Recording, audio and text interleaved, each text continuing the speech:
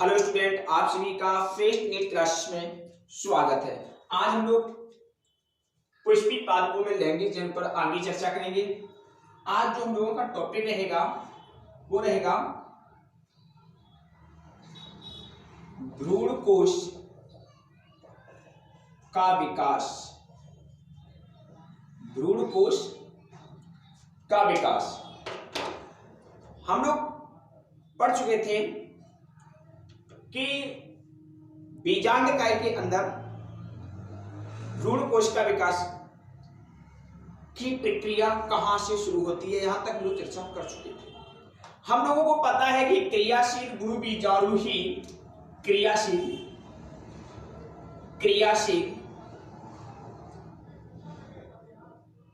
गुरु बीजाणु ही भ्रूण कोश का निर्माण करता है। भ्रूण कोश का निर्माण करता है। यहां तक हम लोगों को जानकारी हो चुकी थी कि क्रियाशील गुरु बीजाणु ही भ्रूण कोश का निर्माण करता है। क्या होता था कि गुरु बीजाणु मात्र कोशिका से चार गुरु बीजाणु बन रहे थे। गुरु बीजाणु मात्र कोशिका, चलो मैं बता देता हूं।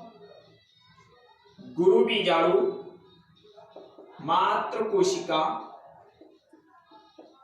क्या करती थी? गुरु बीजाणु मात्र कोशिका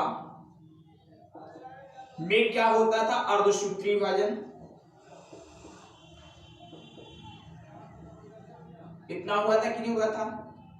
अर्धसूत्री विभाजन के बाद चार गुरु बीजाणु बने थे। चार गुरु बीजाणु में से तीन गुरु बीजाणु नष्ट हो गए थे। तीन नष्ट होने के बाद एक गुरु बीजाणु शेष बचा था। एक गुरु बीजाणु शेष बचा था। एक गुरु बीजाणु शेष बचा था। उसको हमने कहा था क्रियाशील गुरु बीजाणु। और ये क्रियाशील गुरु बीजाणु ही क्या करता है? भ्रूण कोश का निर्माण करता है। इतनी बात तो लोगों को समझ में आ चुकी थी कि क्रियाशील गुरु बीजाणु ही भ्रूण कोश का निर्माण करता है। तो चलो क्या होता है?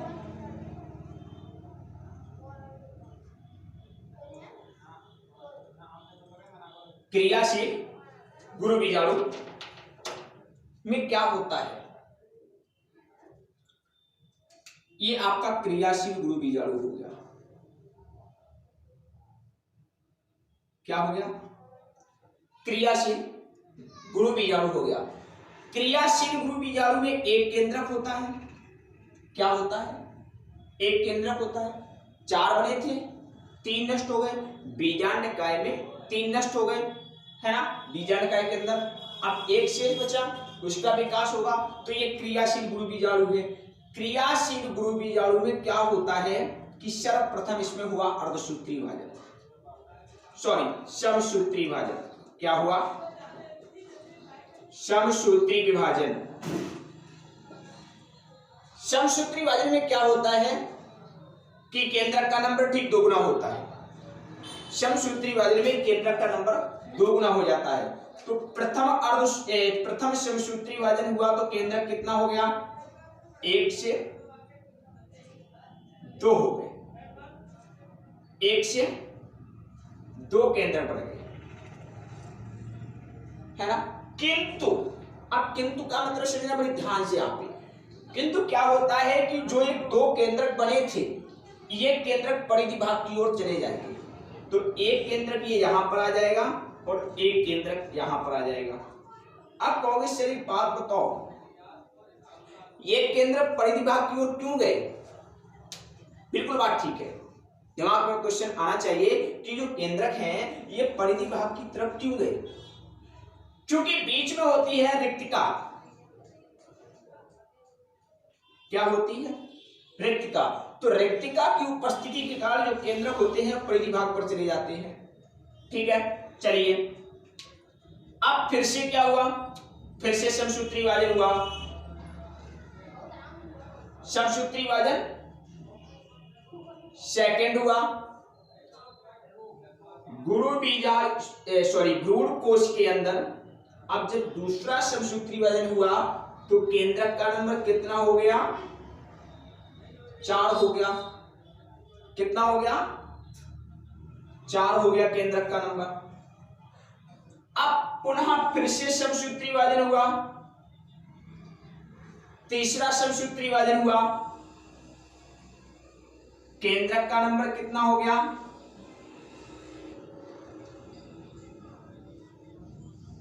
4 से 8 हो गया।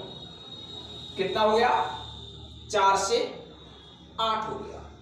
अब क्या होता है, अभी तक आपको पता है कि ये समसूत्री विभाजन होता है। हम लोगों को पता है कि जब कोशिका विभाजन की घटना घटती है तो 2 घटनाएं घटती हैं। कोशिका विभाजन की घटना में 2 घटनाएं घटती हैं।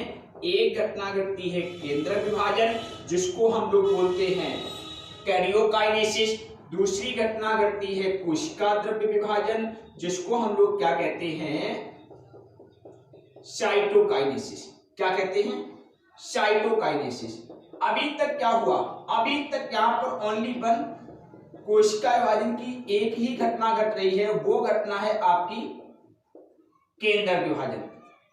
वो घटना है केंद्रक विभाजन यानी कैरियोकाइनेसिस। और हमको पता है कि जब कोशिका विभाजित होती है, कोशिका का जब विभाजन होता है, जब कोशिका विभाजन होता है तो 2 घटनाएं घटती हैं।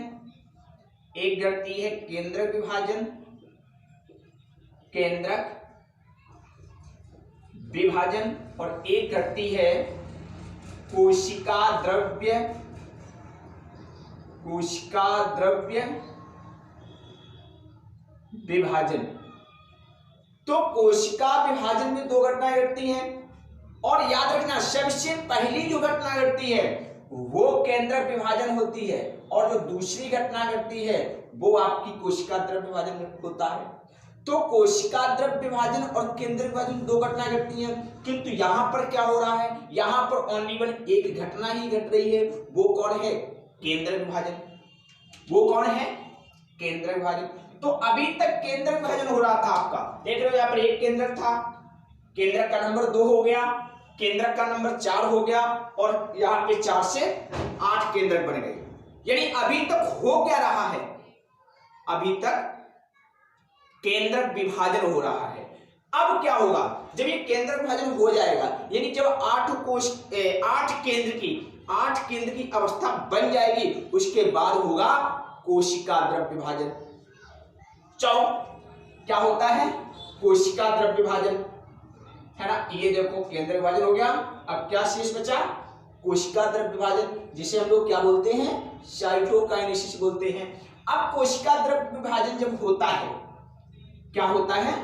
कोशिका द्रव्य विभाजन जब होता है तब इसमें होता क्या है? कोशिका द्रव्य विभाजन में क्या होता है? ऊपर की तरफ 3 केंद्रकों के आसपास कोशिका भित्ति बन जाती है। 4 है कि नहीं है? उसमें 3 देखो आवृत हो गए, यानी 3 के आसपास सेल वॉल का निर्माण हो गया। अब एक केंद्रक जो शेष बचा वो परिधि भाग में आ गया। कहां आ गया? परिधि भाग में। यही घटना नीचे भी घटती है।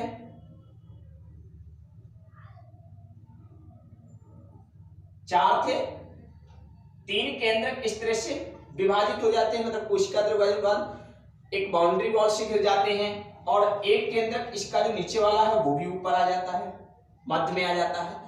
तो क्या होता है कि यहाँ पर अब बड़े ध्यान से देखो, यहाँ पर अब कोशिका विभाजन हो चुका है। ठीक से अब कोशिका विभाजन हो चुका है। तो कोशिकाओं का नंबर कितना है यहाँ पे? 1 2 3। 4 5 6 और एक ये मध्य वाली, तो कोशिकाओं का नंबर कितना हो गया? यहाँ पे कोशिकाओं का नंबर हो जाता है आपका 7। कोशिकाएं कितनी हो गई? कोशिकाएं हो गई आपकी 7। अब केंद्रक कितने हैं? 1 2 3 4 5 6 और इसमें देखो 2 केंद्रक हैं। कितने हैं? 2। तो केंद्रक का नंबर हो जाएगा, यहां पर केंद्रक हो जाएगा 8। तो ये जो क्रियाशील गुरु बीजाणु था, इसने बनाया भ्रूण कोश। तो जो भ्रूण कोश बना है वो क्या है? 7 कोशिकीय 8 केंद्रकीय। क्या है? 7 कोशिकीय 8 केंद्रकीय। तो जो भ्रूण कोश बना है ये आपका भ्रूण कोश रहा। भ्रूण कोश जो है वो 7 कोशिकीय 8 केंद्रकीय होता है। अब तो इनके नाम क्या होते हैं? बिल्कुल सही बात है, आपको इनके नाम पता होने चाहिए। 8 कोशिकाएं कौन है, 8 केंद्र क्या है? चलो इनका नामकरण करते हैं हम लोग। क्या करते हैं आप यहां पर? सबसे 7 कोशिकीय 8 केंद्र की भ्रूण कोश बन गया। ये क्या बन गया? 7 कोशिकीय व 8 केंद्रकीय 8 केंद्रकीय भ्रूण कोश। अब इसमें क्या होता है? 7 कोशिकीय 8 केंद्रकीय भ्रूण कोश में अब इनका हम नामकरण करते हैं। तो जो कोशिकाएं कैलाजा की तरफ होती है, कैलाजा क्या है पता होना चाहिए आपको। बीजांड द्वार का आधारी भाग होता है कैलाजा। ठीक है, क्या होता है? बीजांड द्वार का आधारी भाग कैलाजा होता है। तो जो कोशिकाएं कैलाजा की तरफ होती हैं, किसकी तरफ होती है? कैलाजा की तरफ, जिसको हिंदी में बोलते हैं निभाग। क्या बोलते हैं? निभाग। वो 3 कोशिकाओं को हम बोलते हैं प्रतिव्या शांत कोशिकाएं। क्या बोलते हैं? प्रतिव्या शांत कोशिकाएं। और जो कोशिकाएं आपकी बीजांड द्वार की तरफ होती हैं, देखो मैं लिख देता हूं, जैसे कैलाजा मान लेता हूं मैं, तो इसमें क्या होता है? ये कैलाजा की तरफ 3 कोशिकाएं होंगी, तो इन कोशिकाओं को मैंने कहा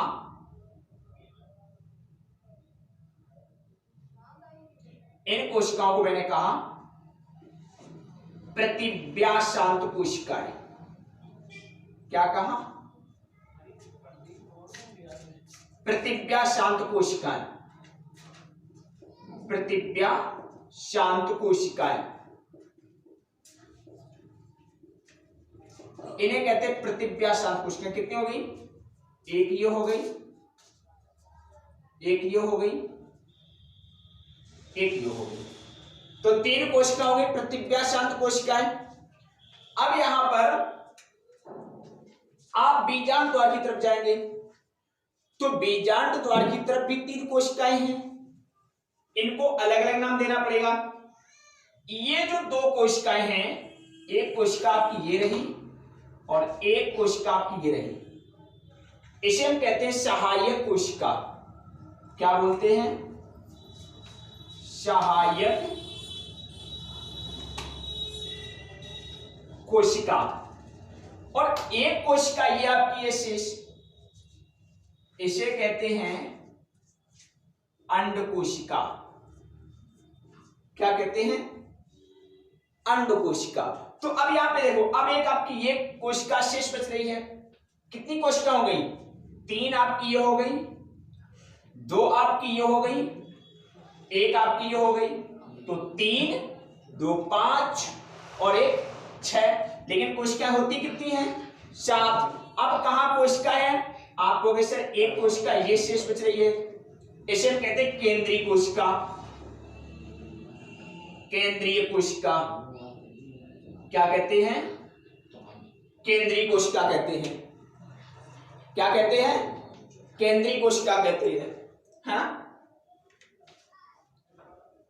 अब यहां पर अब गिनेंगे कोशिकाओं का नंबर कितना है। कोशिकाओं का नंबर कितना है? तो 3 आपकी ये हो गई, 1 आपकी ये हो गई, 2 आपकी ये हो गई कोशिकाएं और 1 ये हो गई।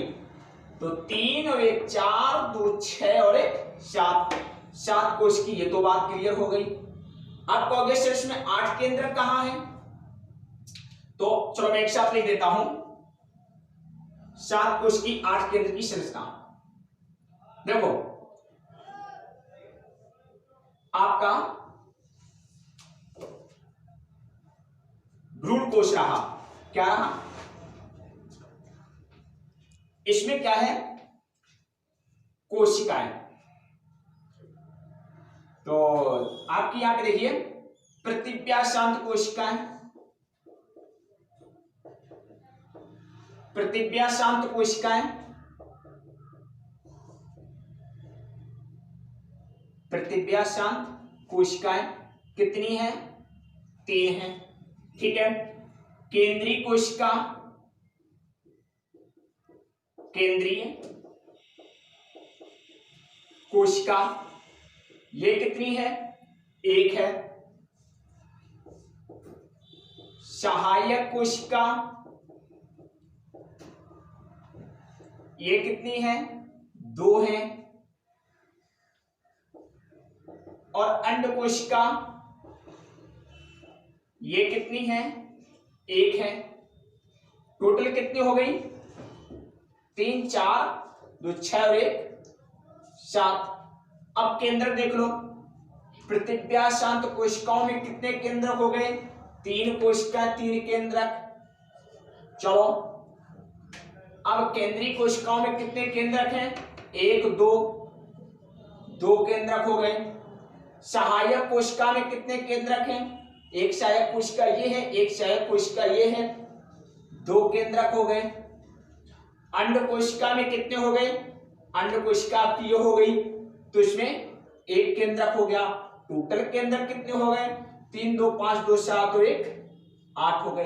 तो इस तरह से 7 कोश की 8 केंद्र की भ्रूण कोश बन गया। अब हम लोग क्या करते हैं, अब हम लोग एनसीईआरटी में पढ़ लेते हैं। याद रखना ये कोशिकाएं कहां होती हैं, जो प्रतिव्यासांत कोशिकाएं हैं ये होती है आपके निभाग की तरफ, सॉरी ये होती है आपके निभाग, जिसे बोलते हैं कैलाजा। और ये जो कोशिकाएं हैं ये होती हैं बीजांड द्वार। किसकी तरफ होती हैं, बीजांड द्वार की तरफ। ये भी स्पष्ट हो गया। तो निभाग की तरफ कौन होती हैं, प्रतिव्यासांत कोशिकाएं। बीजांड द्वार की तरफ कौन होती हैं, 2 सहायक कोशिका, 1 अंड कोशिका और केंद्रीय कोशिका बीच में होती है। अब हम लोग क्या करते हैं कि हम लोगों ने जितना यहां से यहां तक आज पूरा इंफॉर्मेशन जो समझा हुआ है, देखते हैं एनसीईआरटी में क्या लिखा है, क्या कहना चाहती है बुक। ऐसा तो नहीं कि हम लोग कहीं एनसीईआरटी को भूल गए, नहीं, उस बुक को तो भूलना ही नहीं है, क्योंकि वो बुक पसंदीदा बुक है लोगों की, है ना। याद रखना, यदि आप मेडिकल क्वालिफाई करना चाहते हो, यदि आप नीट एग्जाम को क्वालिफाई करना चाहते हो, तो एनसीईआरटी को भूलना सबसे बड़ी गलती होगी। चलो देखते हैं वो, चलो क्या लिखा है इसमें, पेज नंबर 27 निकाल लीजिए आप लोग। स्त्री मादा युग्म कोदविद, यहां पे लिखा है अधिकांश पुष्पी पादपों में गुरु बीजाणुओं में से एक कार्यशील होता है, जबकि अन्य 3 अपविकसित यानी अपभ्रष्ट हो जाते हैं। बिल्कुल बात ठीक है। क्या होता था कि 4 गुरु बीजाणु बने थे पुष्पी पादपों में, गुरु बीजाणु मात्र कोशिका में हुआ था अर्धसूत्री विभाजन, गुरु बीजाणु मात्र कोशिका में हुआ था अर्धसूत्री विभाजन, गुरु बीजाणु मात्र कोशिका में अर्धसूत्री विभाजन के बाद बने थे 4 गुरु बीजाणु। कितने बने थे, 4 गुरु बीजाणु, और 4 गुरु बीजाणु में से 3 नष्ट हो गए थे। कितने नष्ट हो गए थे, 3 नष्ट हो गए थे, तो शेष कितना बचा, 1। उसे हमने क्या कहा, क्रियाशील गुरु बीजाणु, वही लिखा हुआ है। आगे क्या लिखा है, केवल कार्यशील गुरु बीजाणु स्त्री मादा युग्मकोद्भिद भ्रूण कोश के रूप में विकसित होता है। इसे हम मादा युग्मकोद्भिद भी कहते हैं। क्या कहते हैं, मादा युग्मकोद्भिद, ठीक है, भ्रूण कोश या मादा युग्मकोद्भिद, मादा युग्मकोद्भिद भी कहते हैं। क्या कहते हैं, मादा युग्मकोद्भिद भी कहते हैं। अब क्या हुआ, भ्रूण कोश हाँ, भ्रूण कोश के रूप में विकसित होता है। जो एक क्रियाशील गुरु बीजाणु था वही विकसित होकर क्या बनाता है, गुरु बीजाणु मादा यौगिकोद्भिद का निर्माण करता है, जिसे हम भ्रूण कोश कहते हैं। एक अकेले गुरु बीजाणु से भ्रूण कोश के बनने की विधि को एक बीजाणुज विकास कहा जाता है। क्या कहा जाता है, एक बीजाणुज विकास का। तो गुरु बीजाणु कितना था, एक थे, 4 लेकिन 3 नष्ट हो गए हैं। कितने थे, 4 थे और ये 3 नष्ट हो गए, एक बचा। तो इसी को हम एक ही गुरु बीजाणु से भ्रूण कोश का निर्माण हो रहा है, इसलिए इसे एक बीजाणुज विकास कहते हैं। क्या कहते हैं, एक बीजाणुज विकास कहते हैं। अब बीजांड काय की कोशिकाएं, बीजांड काय की कोशिकाएं, हाँ, ये सूत्रगुणिता पूछ रहा है। क्या पूछ रहा है, सूत्रगुणिता पूछ रहा है। चलो देखते हैं सूत्रगुणिता क्या होगी। सूत्रगुणिता क्या होगी, देखो क्या हुआ, ठीक है, ये आपको याद रखना है। अभी बताऊंगा सूत्रगुणिता भी ठीक समझाऊंगा, पहले इस टॉपिक को समझ लीजिए, ठीक है। इस पंक्ति को छोड़ दीजिए, अभी मैं बताता हूं, ठीक है, आगे पढ़ते हैं। क्योंकि डायग्राम यदि मैं इसको सारी की सारी डायग्राम को यहाँ पे साफ कर दूंगा, रख कर दूंगा, तो फिर आगे की पंक्तियां भी समझाना बाकी है, ठीक है। तो मैं इस इंफॉर्मेशन को बताने के बाद आपको सूत्रगुणिता बताऊंगा, किस तरह की सूत्रगुणिता कहाँ रहेगी। चलो अभी पढ़ते इसको। ये आप 2 पंक्तियां छोड़ दीजिए, बीजांड काय की कोशिकाओं से लेकर सूत्रगुणिता क्या होगी, ये जो क्यूरीज है एनसीईआरटी को, इसको छोड़ देना अभी, ठीक है, मैं अभी बताऊंगा। चलो आगे पढ़ते हैं। क्रियाशील गुरु बीजाणु के केंद्रक समसूत्री विभाजन के द्वारा, ये देखो क्रियाशील गुरु बीजाणु है। क्रियाशील गुरु बीजाणु मैं लिख देता हूं, ये क्या है, क्रियाशील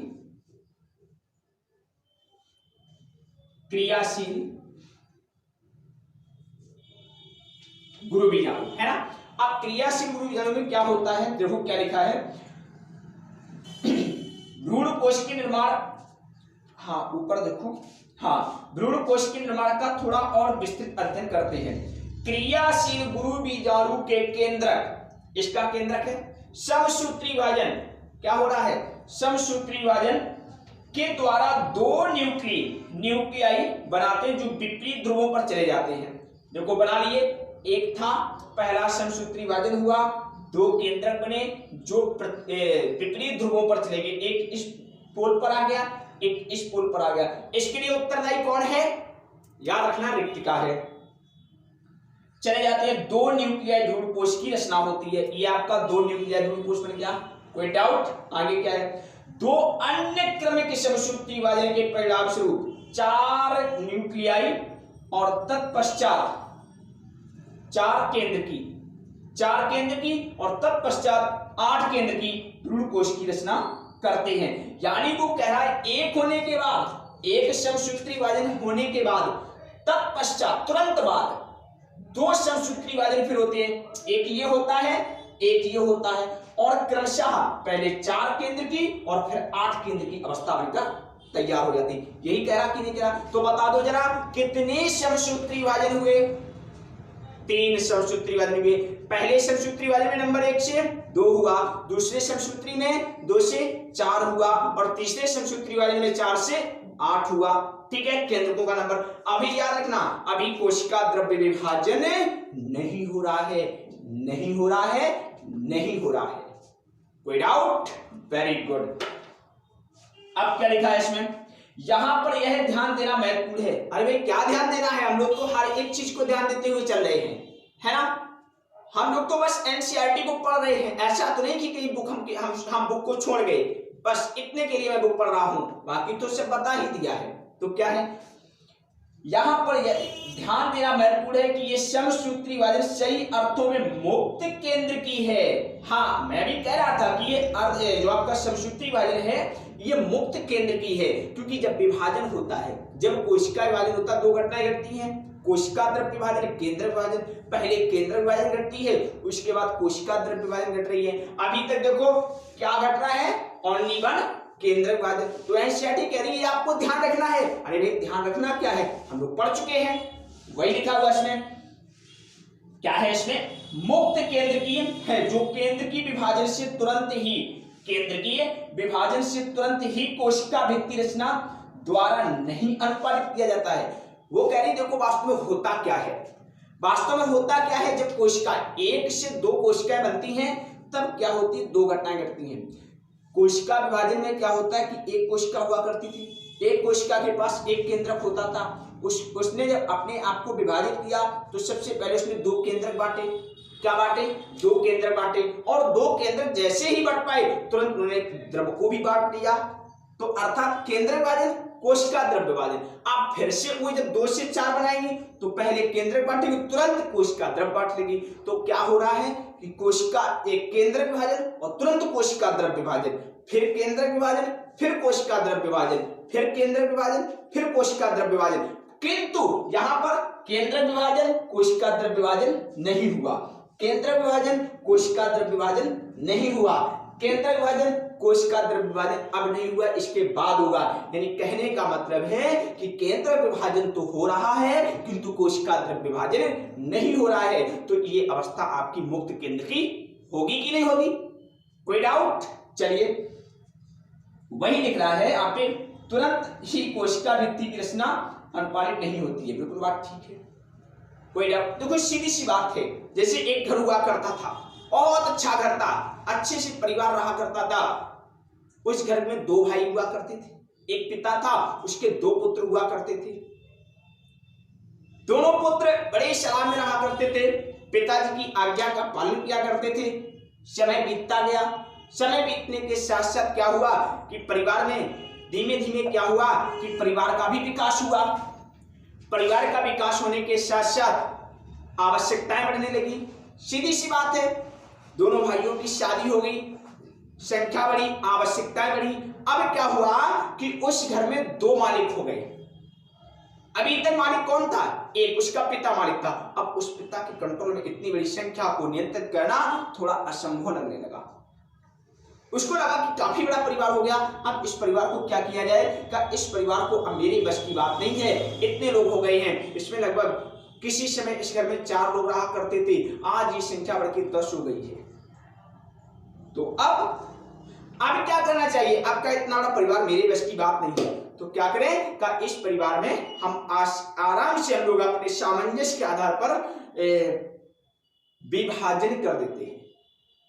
तो कितने भाई थे, 2 भाई थे, तो पिता ने दोनों को आधा आधा हिस्सा दे दिया, एक भाग बड़े पुत्र को दिया, एक भाग छोटे पुत्र को दिया। यानी अब यहाँ पर जब विभाजन हुआ तो सबसे पहले 2 परिवार के 2 मुखिया नियुक्त किए गए।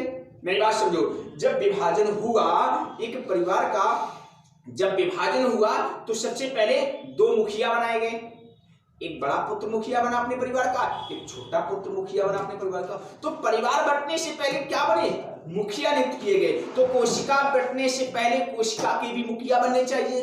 तो कोशिका का मुखिया कौन होता है, केंद्रक होता है। तो वही बात है कि उसमें मुखिया बने। मुखिया बंटने के बाद अब वहां की जो आवश्यकताएं थी, जैसे वहां पर आपका क्या हुआ करता था, वहां पर कुछ वस्तुएं थी, 4 भैंसे भी थी, 2 चारपाई भी थी, पात्र भी, काफी बर्तन भी हुआ करते थे, 4 बेड भी थे। यानी कहने का मतलब है पहले मुखिया बटे, बाद में इन वस्तुओं को बांटा गया। हुआ कि नहीं हुआ? तो यहां पर भी पहले मुखिया बटेंगे, पहले केंद्र बटेगा, उसके बाद कोशिका द्रव बटेगा, उसमें माइटोकॉन्ड्रिया को भी बांटा जाएगा, है ना, क्लोरोप्लास्ट को भी बांटा जाएगा, गोल्गी काय को भी बांटा जाएगा, लेकिन पहले केंद्र को बांटा जाएगा। पहले मुखिया तो बनाओ जो बनने वाली कोशिका को पूरा का पूरा नियंत्रित रखे अपने हाथ में, उसमें अपना पूरा का पूरा स्थापित कर सके। उसके लिए पहले मुखिया तो बनाओ। तो मुखिया कौन बना, केंद्रक। तो पहले मुखिया 1 से 2 बने और उसके बाद विभाजन होता है शेष वस्तुओं का, ठीक है। तो अभी तक क्या था, मुक्त न्यूक्लियाई विभाजन हो रहा था, और अब क्या हुआ, अनुपालित किया जाता। अब ये 8 केंद्र की बनने के बाद अब कोशिका भित्ति बना दी गई, बांट दिया गया कि नहीं बटा गया। पहले देखो 8 मुखिया बना दिए गए, अब अलग अलग सबको स्थान दे दिया गया।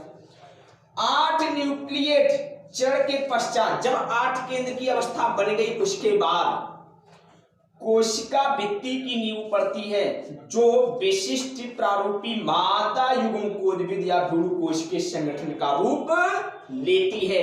यानी अभी भ्रूण कोश नहीं बना, भ्रूण कोश तो वास्तव में अब बना है।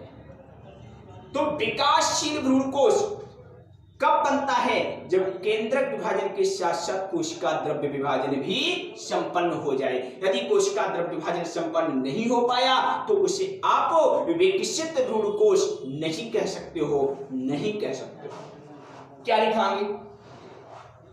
8 में से 6 न्यूक्लियाई भित्ति कोशिकाओं से घिरे होते हैं। बिल्कुल बात ठीक है। 8 में से कितने कोशिकाओं से घिरे हुए हैं? 8 है। 8 में कितने कोशिका घिरे हुए हैं? 8 में से 6 केंद्रक भित्ति से घिरे हुए हैं। किससे घिरे हुए हैं? भित्ति से घिरे हुए हैं, भित्ति से घिरे हुए हैं। क्या हुआ यहां पे? तो वही बात कर रहे थे। तो ये विकसित भ्रूण कोश बन गया।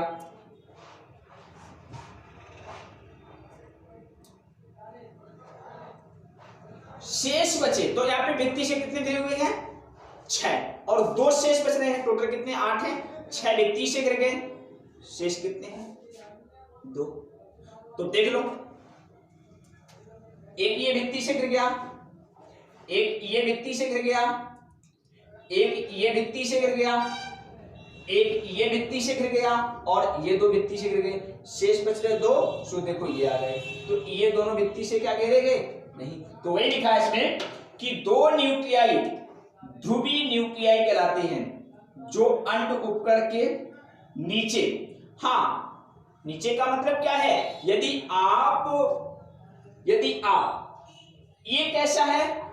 ये जो आपका बीजांड भ्रूण कोश है ये उल्टे बीजांड को दर्शा रहा है।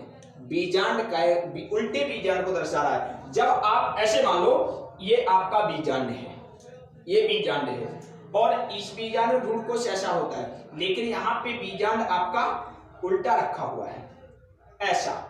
तो अब बताओ ऐसा बीजांड रखा हुआ है और जब इसी को आप सीधा कर दोगे, अब ये आपकी क्या है? ये आपका क्या है? कैलाजा है। ये आपका क्या है? बीजांड द्वार है। और इससे जब आप सीधा करोगे तो ये देखो ऊपर हो गया आपका बीजांड द्वार, नीचे क्या हो गया? कैलाजा। तो बीजांड द्वार का मतलब क्या है? अंड कोशिका होगी, सहायक कोशिका होगी। देखो बीजांड द्वार में क्या होता है? सहायक कोशिका होती है, अंड कोशिका होती है। अब सहायक कोशिका, अंड कोशिका ऊपर हो गई तो फिर अब केंद्रीय कोशिका या केंद्रीय न्यूक्लियाई नीचे हो गए। तो वही वो कह रहा है कि अंड कोशिका के नीचे होते हैं या क्या? केंद्रीय न्यूक्लियाई। तो वही लिखा है जो अंड उपकरण के नीचे केंद्रीय कोशिका में स्थित होते हैं। अब ये अंड उपकरण है, याद रखना। यहां पर आपको ये सहायक कोशिकाएं, 2 सहायक कोशिकाएं और एक अंड कोशिका मिलकर जो संरचना बनाती है, सहायक कोशिकाएं और अंड कोशिकाएं मिलकर जो संरचना बनाती है उसे हम अंड उपकरण कहते हैं। क्या कहते हैं? अंड उपकरण कहते हैं। कहां होता? बीजांड द्वार की तरफ। कहां होता है? बीजांड द्वार की तरफ। अंड कोशिका में कितनी कोशिकाएं होती हैं? 3। केंद्रक कितने होते हैं? 3। याद रखना क्वेश्चन अच्छे से, ठीक है? चलो आगे देखते क्या लिखा हुआ है। बीजांड भ्रूण कोश के अंदर कोशिकाओं का वितरण विशिष्टता पूर्वक होता है। बिल्कुल बात ठीक है, विभाजन हो चुका है। अब कैसे होता है? बीजांड द्वारी सिरे पर, बीजांड द्वारी सिरा कहां है? ये रहा बीजांड द्वारी सिरा। सिरे पर 3 कोशिकाएं एक साथ समूहकृत होकर अंड उपकरण या समुच्चय का निर्माण करती हैं। तो बीजांड द्वारी सिरे पर 3 कोशिकाएं मिलकर क्या बनाती हैं? अंड उपकरण बनाती हैं। 2 सहायक कोशिकाएं होती हैं, एक अंड कोशिका होती है। तीनों मिलकर क्या बना लेती हैं? अंड उपकरण बना लेती। कोई डाउट? Very good. आगे क्या लिखा हुआ है? इस अंड समुच्चय या उपकरण में के अंतर्गत 2 सहायक कोशिकाएं और एक अंड कोशिका निहित होती है। तो 2 सहायक कोशिकाएं होती हैं और एक आपकी अंड कोशिका हो जाती है। तो टोटल 3 कोशिकाएं हो जाती हैं। बीजांड द्वारी छोर जिसे तर्क रूपी समुच्चय कहते हैं। एक विशेष सहायक कोशिका स्थूलन होने लगता है जो सहायक कोशिका से पराग नलिका को दिशा निर्देश प्रदान करने में महत्वपूर्ण भूमिका निभाता है। अब इस बात को समझने से पहले वापस 27 पेज नंबर पर आ जाइए। जो मैंने 2 लाइनें आपको छुड़वा रखी थी उन 2 लाइनों पर चर्चा करते हैं। देखो यहां तक बात समझ आ गई आपको, बहुत अच्छी बात, ठीक है, पता होना चाहिए। अब क्या होता है,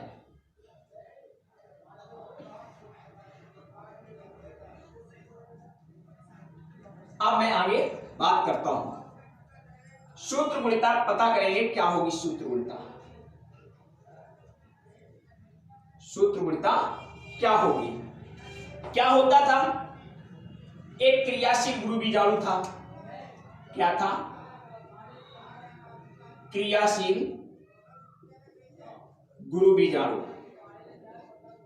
क्रियाशील गुरु बीजाणु ने ही तो क्या बनाया है, भ्रूणकोश। भ्रूणकोश बनाया कि नहीं बनाया। अब क्या होता है, तो हम भ्रूणकोश को बनाने के लिए पहले क्या बनाए, क्रियाशील गुरु बीजाणु। तो क्रियाशील गुरु बीजाणु किससे बनता है, आप कहोगे सर क्रियाशील गुरु बीजाणु गुरु मात्र कोशिका से बनता है। चलो गुरु मात्र कोशिका। अब गुरु मात्र कोशिका में क्या हुआ, आप कहोगे सर अर्धसूत्री विभाजन हुआ। अर्धसूत्री विभाजन हुआ। अब ये बताओ गुरु बीजाणु, अब ये गुरु बीजाणु मात्र कोशिका कहां पे रही होगी। चलो थोड़ा और पीछे चलते हैं, आपको कॉन्सेप्ट क्लियर हो जाएगा। गुरु बीजाणु मात्र क्या हुआ था, जब बीजांड काय का निर्माण हो रहा था। जब बीजांड का निर्माण हो रहा था तो बीजांड में क्या हो रहा था, निर्माण होते होते कि प्राइमरी पेरिएंटल सेल बनी और प्राइमरी स्पोरोजेनस सेल बनी थी। 2 सेल बनी थी, primary parietal cell, primary parietal cell है ना, और एक बनी थी आपकी प्राइमरी स्पोरोजेनस सेल है ना। प्राइमरी पेरिएंटल सेल ने बीजांड काय बनाया था, क्या बनाया था, बीजांड काय बनाया था। प्राइमरी स्पोरोजेनस सेल ने क्या किया था, 2 सेल बनाई थी। आर्चिस्पोरियल सेल ने 2 सेल बनाई थी। आर्चिस्पोरियल सेल ने आर्चिस्पोरियल सेल ने 2 सेल बनाई थी, ठीक है। तो आर्चिस्पोरियल सेल ने 2 सेल बनाई थी, primary parietal cell, primary sporogenous cell. Primary parietal cell ने बनाया बीजांड का, बनाया कि नहीं बनाया। और प्राइमरी स्पोरोजेनस सेल ने क्या किया, प्राइमरी स्पोरोजेनस सेल ने बनाया गुरु बीजाणु मात्र कोशिका। क्या बनाई, गुरु बीजाणु मात्र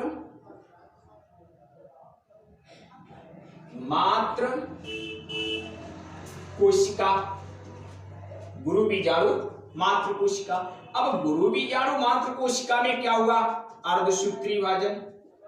क्या हुआ, अर्धसूत्री विभाजन। यहां पे एक चीज नोटिस करने वाली है कि अर्धसूत्री विभाजन हो रहा है तो स्वाभाविक इससे पहले सेल कैसी रही होगी, द्विगुणित। ये सब की सब कैसी कहानी है, द्विगुणित की, ठीक है। बीजांड का भी कैसा रहा होगा, द्विगुणित, ठीक है। तभी तो अर्धसूत्री विभाजन हुआ। अर्धसूत्री विभाजन होने के बाद 4 गुरु बीजाणु बनी, 4 में से 3 नष्ट हो गई तो एक क्रियाशील गुरु बीजाणु कोशिका बनी, क्रियाशील गुरु बीजाणु बना। और क्रियाशील गुरु बीजाणु ने ही क्या बनाया, आपका भ्रूण कोश बनाया। क्या बनाया, भ्रूण कोश बनाया, जो आपका ये है।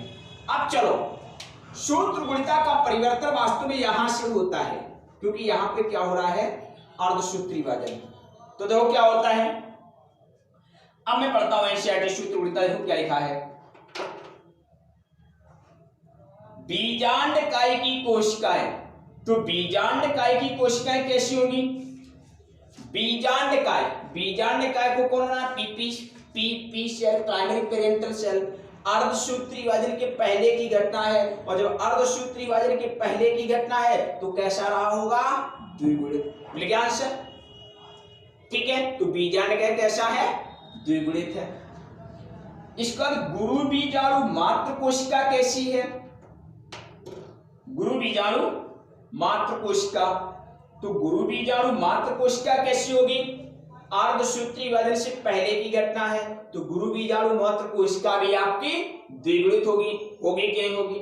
अब उसने कहा है क्रियाशील गुरु बीजाणु कैसा होगा? क्रियाशील गुरु बीजाणु कैसा होगा? तो क्रियाशील गुरु बीजाणु कहां आ रहा है? गुरु बीजाणु मात्र कोशिका से जब क्रियाशील गुरु बीजाणु बना तो अर्धसूत्री विभाजन से गुजरा, और जब अर्धसूत्री विभाजन से गुजर रहा है तो सीधी सी बात है द्विगुणित से अगुणित हो जाएगी, द्विगुणित से अगुणित हो जाएगी। तो वही बात यहां पर कि अर्धसूत्री विभाजन द्विगुणित कोशिका में हुआ, गुरु बीजाणु मात्र कोशिका कहा, जिससे क्रियाशील गुरु बीजाणु बना, तो द्विगुणित से कैसा हो जाएगा? अगुणित। तो इसका आंसर क्या हो गया? क्रियाशील गुरु बीजाणु कैसा होगा? अगुणित होगा। फिर लिखा है मादा युग्म कोद विधि की सूत्र गुणिता क्या होगी? अब मादा युग्म कोद विधि क्या है? मादा युग्म कोद विधि क्या है? भ्रूण कोश है, भ्रूण कोश भी कहां से गुजर के आया है? अर्धसूत्री विभाजन से, तो ये भी कैसा होगा? अगुणित होगा। अब इसके अंदर क्या हुआ है? प्रतिव्यासांत कोशिकाएं हैं, ये भी कैसी रही होंगी? अगुणित। अंड कोशिका कैसी रही होगी? अगुणित। सहायक कोशिका कैसी रही होगी? अगुणित। ये कैसी रही होगी? बताओ, यहां पे बात आके अटक गई कि केंद्रीय कोशिका कैसी होगी। केंद्रीय कोशिका को क्या तुम द्विगुणित बोल सकते हो? यहां पे मैं बता रहा हूं, मैं बात कर रहा हूं केंद्रीय कोशिका की।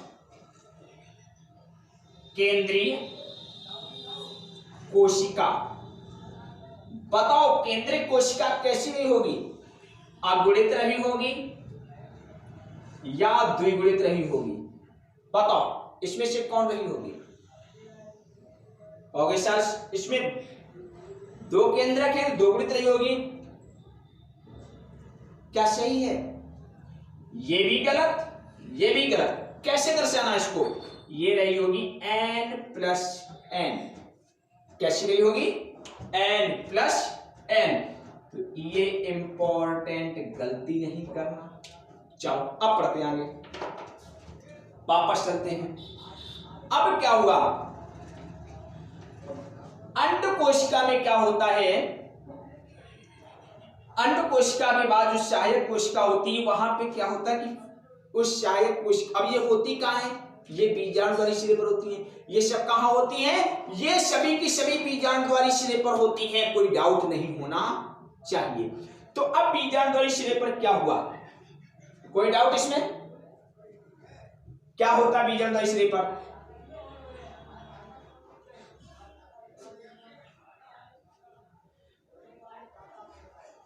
ये आपका बीजाणुद्वारी सिरा रहा। कहां पे है बीजाणुद्वारी सिरा? ये। तो आप देख सकते हो बीजाणुद्वारी सिरे पर क्या होता है? अंगुली सदृश संरचनाएं पाई जाती हैं। कुछ बीजाणुद्वारी सिरे पर कुछ अंगुली सदृश उभार पाए जाते हैं, और वो उभार क्या करते हैं? उनको कहते हैं फिंगर लाइक स्ट्रक्चर। क्या कहते हैं? Finger like structure. अर्थात इसमें दे रखा है उन्होंने, उनको कहते हैं लोग तंतु रूप समुच्चय। क्या कहते हैं? तंतु रूप समुच्चय। Finger four apparatus, finger four apparatus. तो क्या होता है? यहाँ पे जो फिंगर लाइक संरचना होती है, अंगुली सदृश संरचना होती है, वो क्या करती है? वो जो परागनलिका आती है, उस परागनलिका को मार्ग प्रदान करती है, रास्ता प्रदान या गाइडेंस करती है रास्ता के लिए, जाने के लिए। यानी सीधी सी बात यह है कि जो परागनिकाई है उसको सहायक कोशिका के अंदर प्रवेश कराने में महत्वपूर्ण भूमिका निभाती है। क्या करते हैं, महत्वपूर्ण भूमिका निभाते हैं। देखो क्या लिखा है, बीजांडवाली छोर जिसमें तंतु रूपी समुच्चय कहते हैं पर एक विशेष सहायक कोशिकी स्थूल होने लगता है जो सहायक कोशिकाओं में पराग नलिकाओं को दिशा निर्देश प्रदान करने में महत्वपूर्ण भूमिका निभाता है। ये फिगर आपको देखने को मिलेगा 2.8 में 4 नंबर फिगर देख लो, ठीक है, कौन देख लो, 4 नंबर फिगर देख लो। चलो आगे बढ़ते, क्या लिखा हुआ है, 3 अन्य कोशिकाएं निभागीय कैलाजा छोर पर स्थित होती है जिसे प्रतिव्यासांत या एंटीपोडल कहते हैं। ये आपकी प्रतिव्यासांत कोशिका हो गई। इसके बाद क्या लिखा, बृहद केंद्रीय कोशिका, ये देखो सबसे बड़ी कोशिका है कि नहीं है, तो सबसे बड़ी कोशिका कौन है, केंद्रीय कोशिका। सबसे ज्यादा केंद्रक किसमें होते हैं, केंद्रीय कोशिका में। केंद्रीय कोशिका की सूत्र गुणिता क्या होती है, n+n। ये बिंदु आपको याद रखने हैं। जैसा कि पहले बताया गया है कि 2 ध्रुवीय न्यूक्लियाई होती है। कैसी होती है, 2 ध्रुवीय न्यूक्लियाई। ध्रुवीय न्यूक्लियाई क्यों है, क्योंकि एक न्यूक्लियस कैलाजा से आया, एक न्यूक्लियस बीजांडवाली सिरे से आया, तो दोनों ध्रुवों से आए हैं, है ना, एक ऊपर से आया एक नीचे से गया, तो ध्रुवीय न्यूक्लियाई होते हैं। इस प्रकार के एक प्रारूपी आवृतबीजी भ्रूण कोश परिपक्व होने पर यद्यपि 8 न्यूक्लीकृत वस्तुतः 7 कोशिकी होता है। अब ये 7 कोशिकी 8 केंद्र की संरचना हम लोग समझ गए, ठीक है। तो याद रखना, मादा युग्मक क्या है, अंडकोशिका, भ्रूणकोश बनता है और उससे मादा युग्मक उद्भिद कहते हैं, ठीक है। यानी कहने मतलब 7 कोशिकी 8 केंद्र की संरचना हम लोगों ने समझ लिया है। अब हम लोग फिगर समझ जो एनसीईआरटी में दिया गया है। सबसे पहले क्या होगा, बीजांडकाय के अंदर गुरु बीजाणु मात्र कोशिका थी। बीजांडकाय के अंदर गुरु बीजाणु मात्र कोशिका थी। उस गुरु बीजाणु मात्र कोशिका से गुरु बीजाणु द्विक बना, पहला विभाजन हुआ समसूत्री विभाजन, 2 बने, ठीक है। 2 से फिर 4 बने, 4 में से 3 नष्ट हो गए, 1 आया, 1 से पहला समसूत्री विभाजन हुआ, 2 बने, फिर से समसूत्री विभाजन हुआ, 4 बने, फिर से समसूत्री विभाजन हुआ, 8 केंद्र बने, और अब कोशिका द्रव्य विभाजन हुआ। अभी तक केंद्र विभाजन था, ये देखो कोशिका वृत्त बनी है यहाँ पे। तो ऊपर देखो सहायक कोशिका, प्रतिव्यासांत कोशिकाओं को सहायक कोशिकाएं भी कहते हैं, याद रखना, क्या बोलते हैं, सहायक कोशिका। प्रतिव्यासांत कोशिकाओं को, सॉरी नहीं गलत हो गया, ये है सहायक कोशिका, ठीक है। चलो रॉन्ग हो जाता है इतना बहुत, क्या हुआ, सहायक कोशिकाएं, यानी इसमें जो बना हुआ है वो कैसा है, ये वाली बात आ गई। बुक में जो आपका दिया गया है, हाँ नाम बता दूं, दूसरा नाम क्या होता है, प्रतिमुखी कोशिकाएं। प्रतिमुखी कोशिकाएं भी कहते हैं, सहायक कोशिका नहीं कहते हैं, क्या कहते हैं, प्रतिमुखी कोशिका, ठीक है। तो याद रखना, प्रतिव्यासांत कोशिकाएं कहो या प्रतिमुखी कोशिकाएं कहो, ठीक है। वैसे सहायक कोशिका नीचे होती है, पता होना चाहिए। तो यहाँ पर जो बीजांड बना हुआ है वो आपका बिल्कुल सही बना हुआ है, दिखा रहा है यहाँ पे। तो क्या हुआ, सहायक कोशिका, एक अंड कोशिका, तो अंडोपकण बन गया। फिर केंद्रीय कोशिका, इसमें 2 न्यूक्लियाई हैं, 2 ध्रुवीय केंद्रक हैं, और इसके बाद प्रतिव्यासांत कोशिका है। अब इस बीजांड को, ये बीजांड अभी ऐसा था, हमने इसको घुमा दिया। अब आगे देखो क्या लिखा है, सबसे ऊपर हो गई प्रतिव्यासांत, और नीचे हो गई तुम्हारी सहायक और अंड कोशिका, और बीच में हो गई ध्रुवीय केंद्रक हो गए, कोशिका हो गई केंद्रीय कोशिका, ठीक है। और ये सबसे नीचे आपको तंतु रूप समुच्चय दिख रहा है, अंगुली सदृश, जो क्या करेगी, अंगुली सदृश संरचना क्या करेगी, पराग नलिका को सहायक कोशिका में प्रवेश करने में महत्वपूर्ण भूमिका निभाती है। आज से हम लोगों का पूरा ये जो भ्रूण कोश था, पूरा टॉपिक समाप्त हुआ भ्रूण कोश का। अब हम लोग कल परागण पढ़ेंगे, परागण पर चर्चा करेंगे, क्या है परागण, क्या है इसकी कहानी, ठीक है। धन्यवाद, पढ़ते रहिए। Very good. और अधिक से अधिक चैनल को लाइक व सब्सक्राइब कीजिए, जिससे कि आपके सभी मित्रों को, आपके देश के सभी विद्यार्थियों को बेहतर से बेहतर और उचित शिक्षा मिल सके। वेरी गुड, जय हिंद।